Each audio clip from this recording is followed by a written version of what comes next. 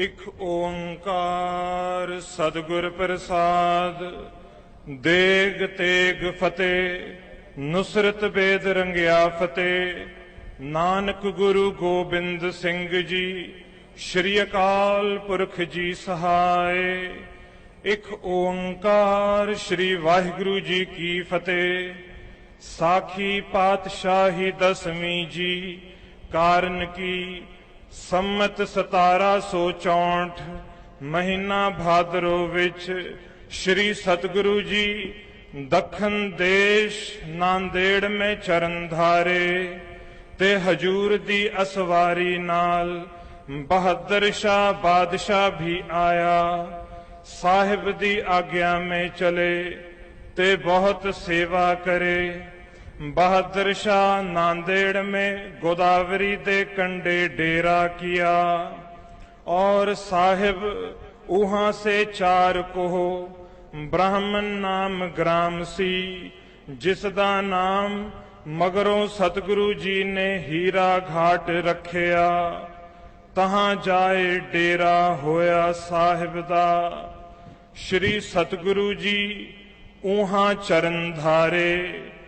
गंगा गोदावरी नूं वेख के साहिब बड़े प्रसन्न हुए ते बहादुर शाह भी तहां ही सतगुरु जी दे दर्शनां नूं आया करे अते सिख संगतां भी तहां ही दर्शनां नूं आवे।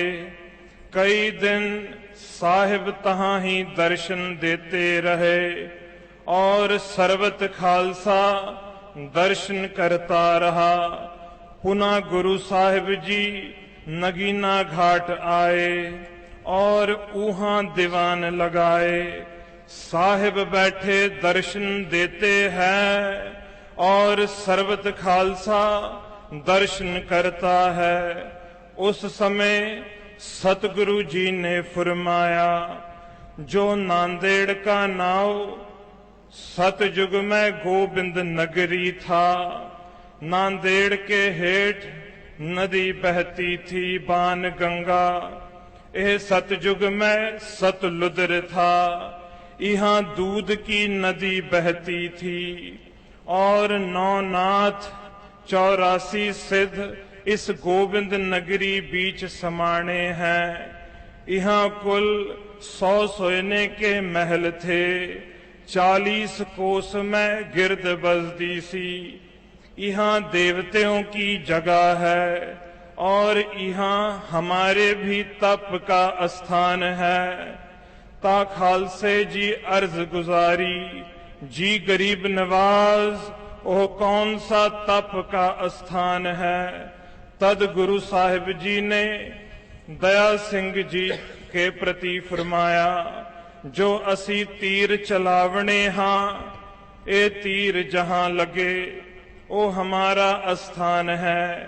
यह कहकर सतगुरु जी ने तीर चलाया और जो तप के चिन्ह सी खालसे जी दे प्रति विखाए ते हुक्म होया, यहाँ तंबू लगा दियो।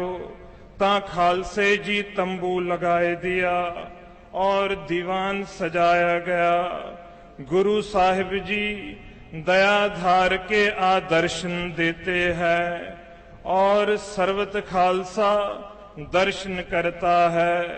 तो सतगुरु जी ने फरमाया, असाडे असवारी का समा नजदीक है। जो असी पंचमी दे रोज असवारा करेंगे। ता खालसे जी अरदास कीती, जी गरीब निवाज खालसे नू किस दे लड़ जी गरीब निवाज खालसे नू किस दे लड़ लाए हो। तद सतगुरु जी ने फरमाया, खालसा अकाल पुरख को सौंपया है। असा अगे ही गंढ पाए रखी है। खालसे के सहाई है। पुनः सतगुरु जी ने 5 पैसे नारियल गुरु रीति अनुसार श्री गुरु ग्रंथ साहिब जी दे अगे रख के मथा टेकिया अते परिक्रमा कीती और खालसे जी नू फरमाया, तथा श्री मुखवाक पातशाही 10वीं। आज्ञा भई अकाल की, तबै चलायो पंथ। सब सिखन को हुक्म है, गुरु मान्यो ग्रंथ। गुरु ग्रंथ जी मान्यो, प्रगट गुरां की देह। जो प्रभ को मिल बोच है, खोज शब्द में लेह। इस प्रकार कहकर सतगुरु जी ने श्री गुरु ग्रंथ साहिब जी दा अपने मुखारबिंद तो बचन लिया, ता हुक्म मिलिया। छंत सूही महला पंजवा। अब चल नगर गोबिंद गुरु का, नाम जपत सुख पाया राम। मन इच्छे से ही फल पाए, करता आप वसाया राम। इस करके सतगुरु जी ने इस स्थान का नाम अबचल नगर साहिब रखिया। और हुक्म होया 500 रुपये का गुरपुरब करो, 100 रुपये की चंदन लकड़ी ले आओ, असी आज असवारा करेंगे। खालसा 16 आया। खालसे जी ने अर्ज की थी, जी गरीब नवाज प्रसाद तैयार है। हुक्म होया सर्वत संगत को प्रसाद बरताए दियो। तब खालसे जी प्रसाद बरताए दिया। हुक्म होया चिखा चंदन लकड़ियों की बनाओ, कनात चारों तरफ घेरो, असी आज असवारा करेंगे। ता खालसे जी ने चिखा बनाया और कनात घेरी। पुनः गुरु साहिब जी ने केसी स्नान किए और पीत पोशाक पहरे, कमर कसा किए और रागियां सिंगा के प्रति फरमाया, ए शब्द का कीर्तन करी चलो। मारू महला पंजवा। खुलिया करम कृपा भई ठाकर, कीर्तन हर हर गाई। श्रम था का पाए विश्रामा, मिट गई सगली धाई। अब मोहे जीवन पदवी पाई, चीत आयो मन पुरख विधाता। संतन की शरणाई रहाओ, काम क्रोध लोभ मोह निवारे। निवरे सगल बैराई, सद हजूर हाजर है नाजर। कतः न भयो दुराई, सुख शीतल सरदा सब पूरी। होए संत सहाई, पावन पतित किए खिन भीतर। महिमा कथन न जाई, निर्भव भय सगल भय खोए। गोविंद चरण उठाई, नानक जस गावे ठाकुर का। रैन दिन सिलवलाई।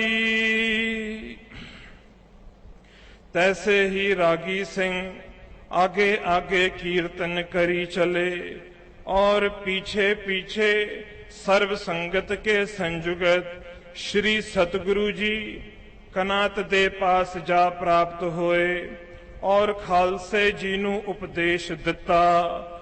10 पातशाही के शब्द बाणी पढ़ना, गुरुद्वारे को श्री गुरु ग्रंथ साहिब जी को मनना, कड़ा प्रसाद गुरपुरब करते रहना गुरु सहाई है।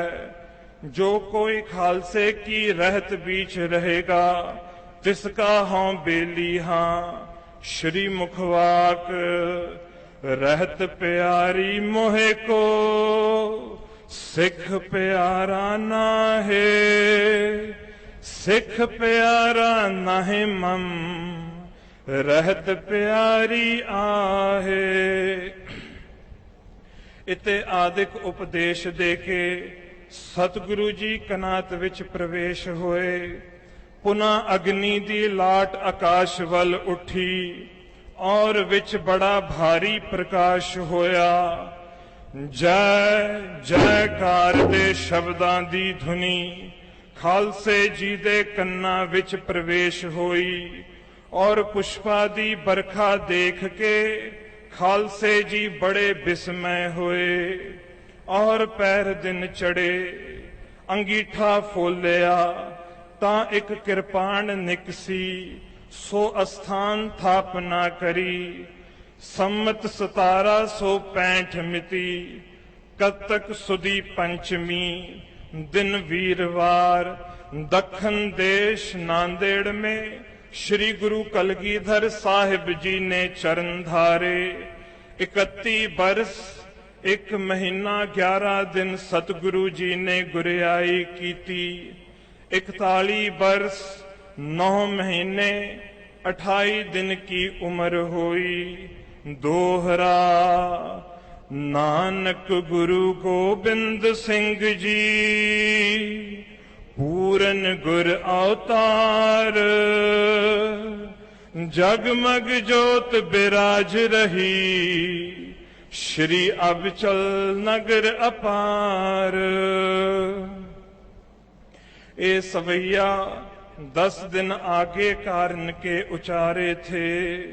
सवैया रोगन ते अर सोगन ते जल जोगन ते बहु भांत बचावे। सत्र अनेक चलावत घाव तऊ तन एक न लागन पावे। राखत है अपनो कर दे कर पाप संबूह न भेटन पावे। और की बात कहाँ कह तू सो पेट ही के पट बीच बचावे। साखी संपूर्ण होई खालसा जी गज के बोलना जी। श्री वाहिगुरु वाहिगुरु जी का खालसा वाहिगुरु जी की फतेह। सत श्री अकाल पुरख जी का खालसा जी साहब। बोलो जी श्री वाहिगुरु। बोलो जी श्री वाहिगुरु। बोलो जी श्री वाहिगुरु जी। गुरु गरीब निवाज अंतरजामी सच्चे पातशाह जी महाराज।